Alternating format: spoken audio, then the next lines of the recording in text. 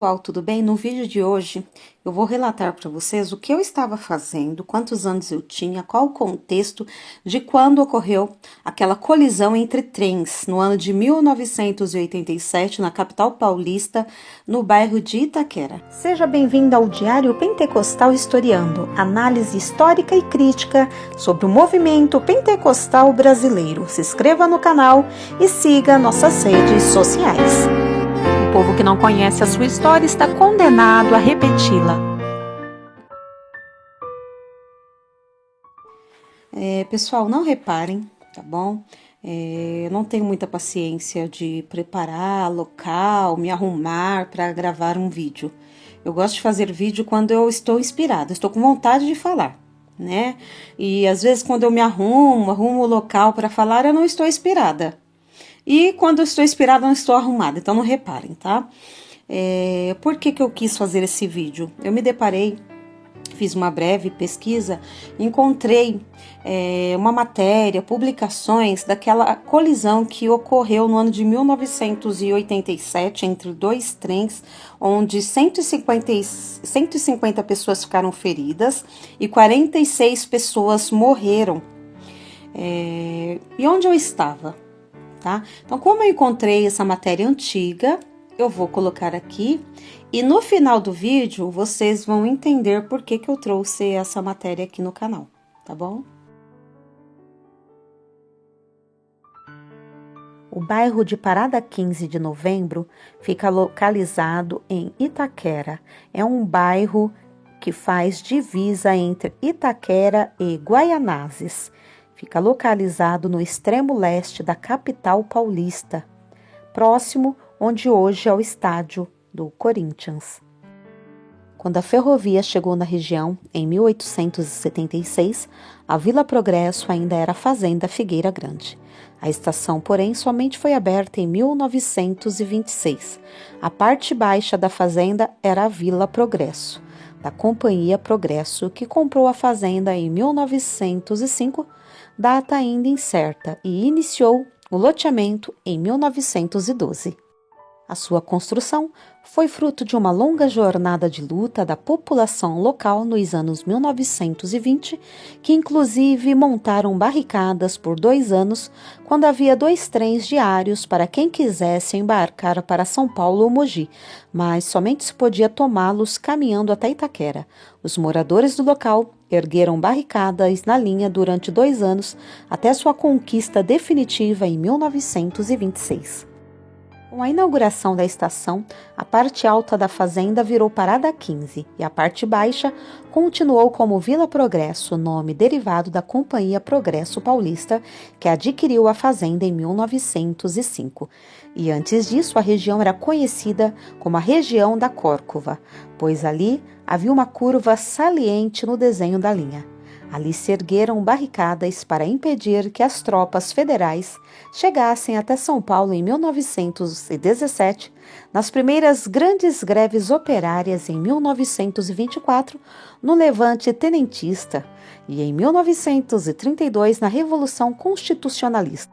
Muito da história do Brasil passou por ali. Em 1932, aliás, um jornal, existe uma afirmação de que a estação se chamava Itaquera. Não vi nenhuma justificativa para isso, já que a estação de Itaquera era outra. A estação foi mesmo demolida apesar da resistência dos moradores que a queriam conservar, mesmo com a intenção de se construir a Radial Leste sobre o leito desativado da linha. Em junho de 2004, tudo já era um lodossal com alguns restos de trilhos. Hoje, a Avenida Radial Leste passa por ali.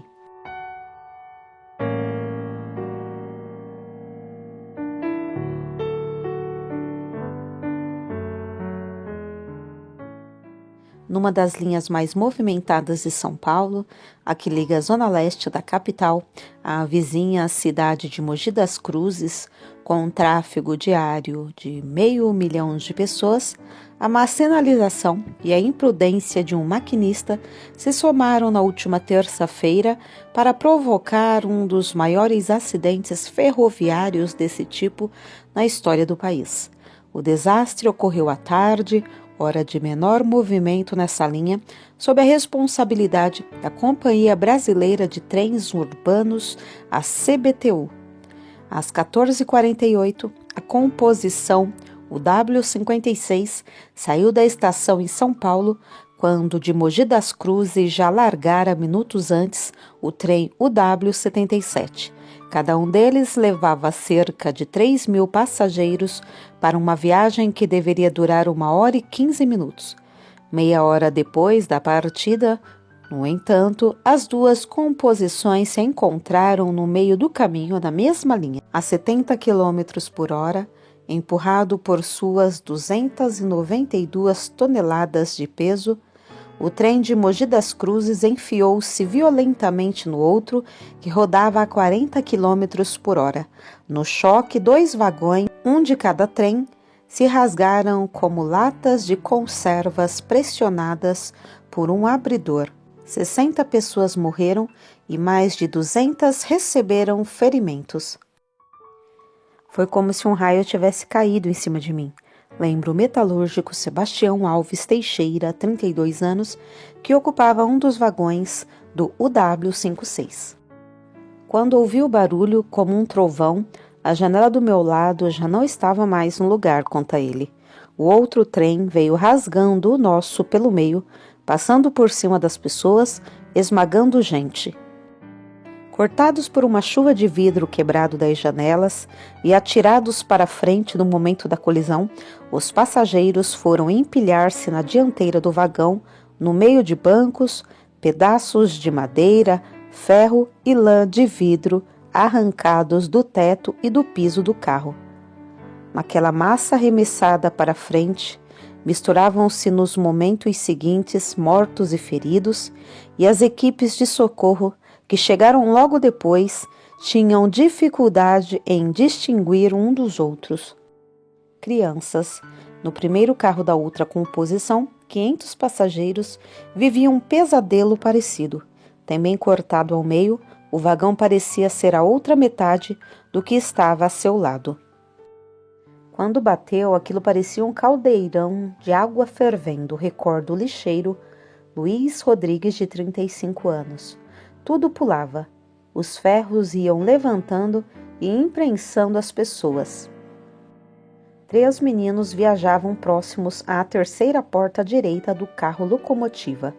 Quando Luiz Rodrigues olhou de novo para aquele lado, depois da batida, nem a porta viu mais. O período da tarde é o preferido pelas mulheres que precisam tomar o trem com crianças no colo. A quantidade de sapatinhos e brinquedos espalhadas entre os escombros mostrava que havia muitas delas naqueles 2 carros. 2 dias depois do acidente, ainda não se sabia do paradeiro dos pais de um menino de cerca de 18 meses que, quase por milagre, sobreviveu à batida sem qualquer arranhão. Nunca vi uma situação tão desesperadora, afirma o tenente da PM Antônio Torres Lacerda, que liderava os primeiros policiais a chegarem aos trens para socorrer as vítimas. Em frente ao lugar da batida, há um quartel da Polícia Militar.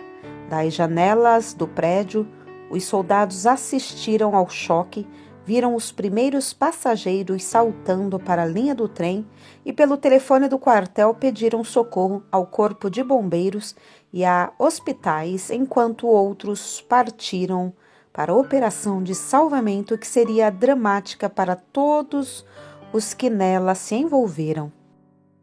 Tinha tanta gente mutilada que não dava para saber a quem pertenciam as partes dos corpos espalhadas pelo lugar, conta o soldado Jailson José da Silva, que cumpriu sua missão com um misto de pavor e excitação de que só se livraria muitas horas depois. A primeira mulher que eu ajudei a tirar das ferragens perdeu a perna direita, lembra o soldado. No momento do choque, os 2 trens não estavam exatamente sobre a mesma linha. A composição que partiu de São Paulo tinha mudado para contramão alguns quilômetros antes por causa de obras de manutenção nos trilhos. Quando aconteceu o acidente, ela estava no meio da manobra para retornar à sua linha normal. 3 carros já haviam passado para o outro lado. Foi no 4º vagão que a locomotiva do outro trem entrou violentamente. Semáforo invisível. Como em outros acidentes desse tipo, a colisão de terça-feira resultou do encontro de um sistema ferroviário anacrônico e mal cuidado com um maquinista imprudente. Comigo não teria acontecido esse desastre, aponta o maquinista Arnaldo Neves da mesma linha, que se orgulha de tomar todo o cuidado, mesmo quando a sinalização indica que tudo está bem diante de sua locomotiva. O maquinista, a quem se atribuiu a maior responsabilidade pelo desastre, Paulo Roberto Pereira, 25 anos, fazia o contrário. Ciente de que trafegava por uma linha usada nos 2 sentidos naquele trecho devido a obras de reparo no sistema, ele conduzia seu UW77 em direção a São Paulo a mais de 80 km por hora, uma velocidade temerária. Em situações semelhantes, para que haja tempo de evitar acidentes, a velocidade máxima exigida é de 50 km horários. O maquinista Pereira conhecia de sobra essa recomendação. Há evidências, no entanto, de que falhas na sinalização contribuíram para que a viagem terminasse em tragédia. Quando as linhas estão em obras, os semáforos à beira dos trilhos devem advertir os maquinistas com a luz amarela para que reduzam a velocidade. Pereira queixa-se de que, no seu caso, o aviso não foi claro e os fatos parecem lhe dar razão. Na polêmica que se abriu imediatamente sobre a questão da responsabilidade pelo desastre, a CBTU saiu na frente culpando o maquinista. Tudo indica que houve falha humana, afirmava na quarta-feira o engenheiro Telmo Giliotto Porto, superintendente da empresa. De fato, houve falha humana óbvia. A uma velocidade incompatível com a segurança, Pereira acionou os freios de emergência a apenas 300 metros do outro trem. Para parar em segurança, antes de encostar na outra composição, teria de puxar o freio a 500 metros do obstáculo. No entanto, há um problema com a versão da CBTU. Segundo um engenheiro Porto, o maquinista não teria diminuído a marcha ao passar por um semáforo amarelo entre a estação 15 de novembro, de onde partira pouco antes, e o local do acidente. Descobriu-se depois que no local onde deveria estar esse semáforo só existe uma touceira de mato. Informado desse fato, o superintendente da CBTU, que antes até desenhara um mapa em que localizava o semáforo inexistente, passou a dizer que o sinal desrespeitado era outro, um situado na saída da estação 15 de novembro. Esse sinal, na versão do maquinista, estava verde.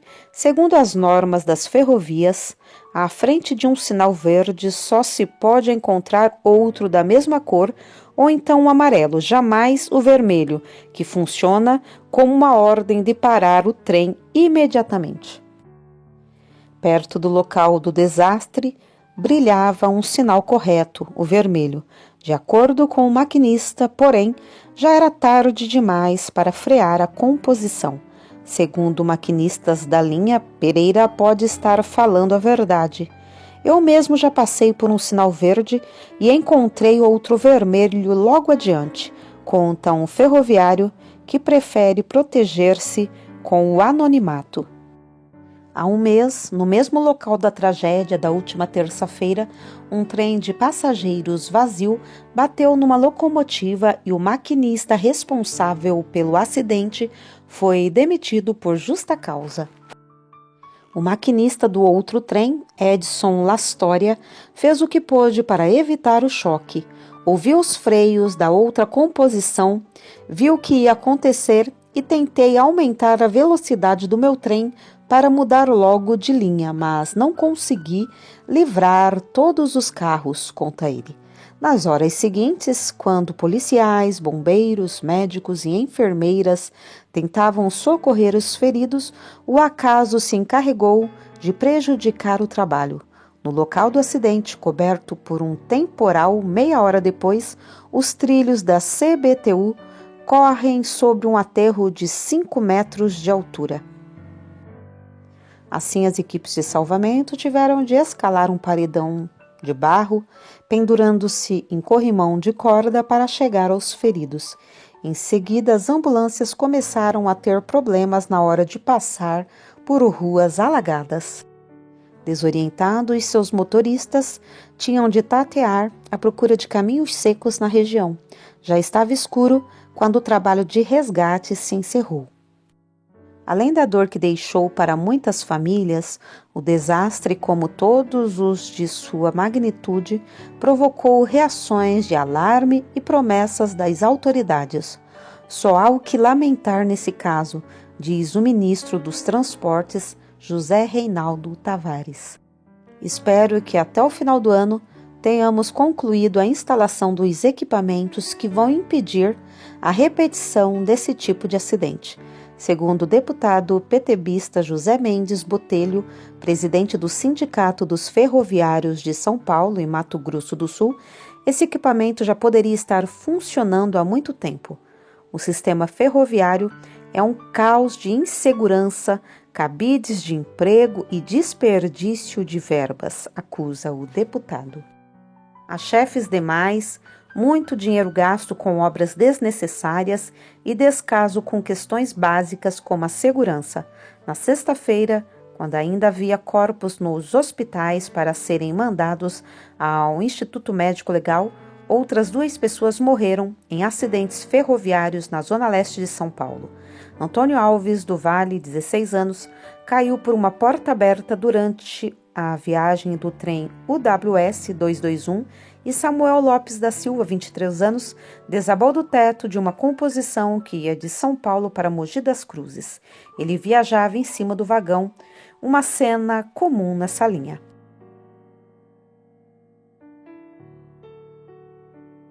Em algumas imagens da Assembleia de Deus, setor 39, entre os anos 80 e 90. O jornal Mensageiro da Paz publicou, em fevereiro de 1994, uma matéria sobre a inauguração do templo sede da Assembleia de Deus Ministério do Belém, setor 39, 15 de novembro. A Assembleia de Deus, situado no bairro Parada 15 de Novembro, em Vila Progresso, sede do setor 39 do Ministério do Belém, São Paulo, inaugurou seu templo através de uma festividade que durou quase um mês e sob o auspícios do pastor setorial Moisés Raimundo da Silva. Estiveram presentes várias autoridades eclesiásticas, dentre as quais os pastores José Wellington Bezerra da Costa, presidente do campo, José Amaro da Silva, do setor 5, Jairo Bartolomeu da Rocha, do setor 7, Marcelino Margarida, da Assembleia de Deus em Cordovil, Rio de Janeiro, e evangelista e vereador Gilberto Nascimento, além de todo o corpo de obreiros do setor 39. Várias pessoas se decidiram por Cristo, outras foram curadas e libertas, e diversos irmãos foram batizados no Espírito Santo.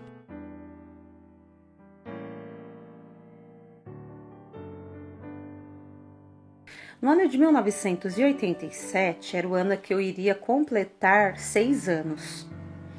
Em fevereiro, eu ainda tinha 5 anos, que eu faço aniversário dia 1º de junho. Aí eu lembro que era à tarde e minha mãe ia me levar lá no centro de Itaquera. A gente ia lá no centro de Itaquera para ela comprar um tênis, porque eu iria entrar na pré-escola, né, no prézinho, hoje EMEI. E aí a gente morava ali na Vila Progresso, no bairro de Itaquera. A gente precisava descer uma rua, dar uma subidinha e já chegava na estação do trem do 15 de novembro, parada 15 de novembro.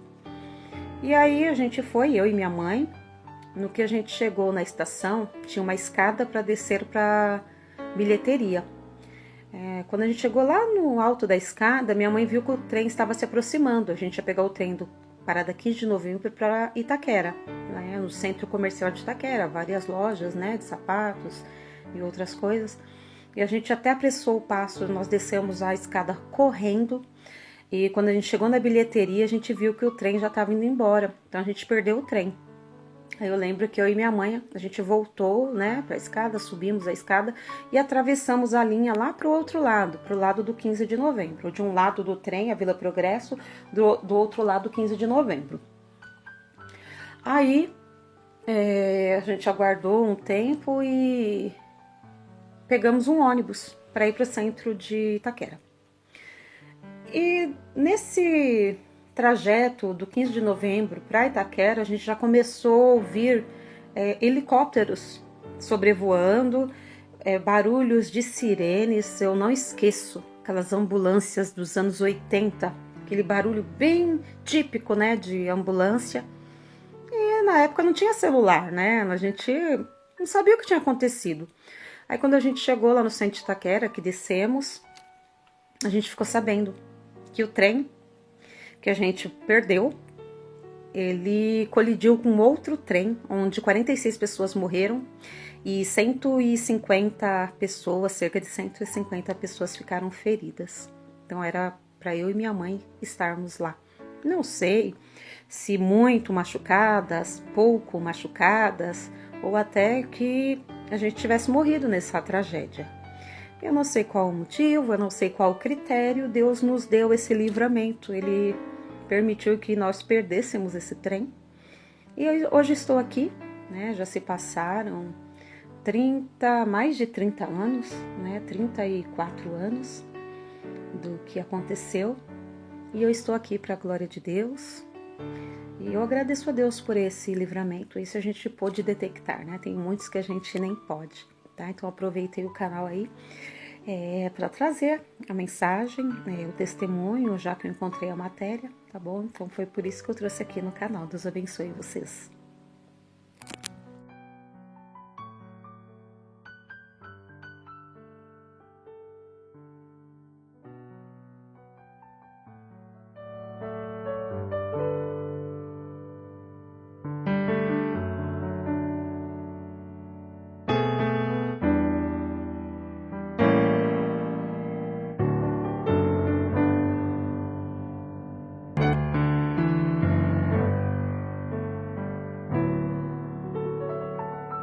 Porque nada podemos contra a verdade, senão pela verdade. Segunda carta aos Coríntios 13:8.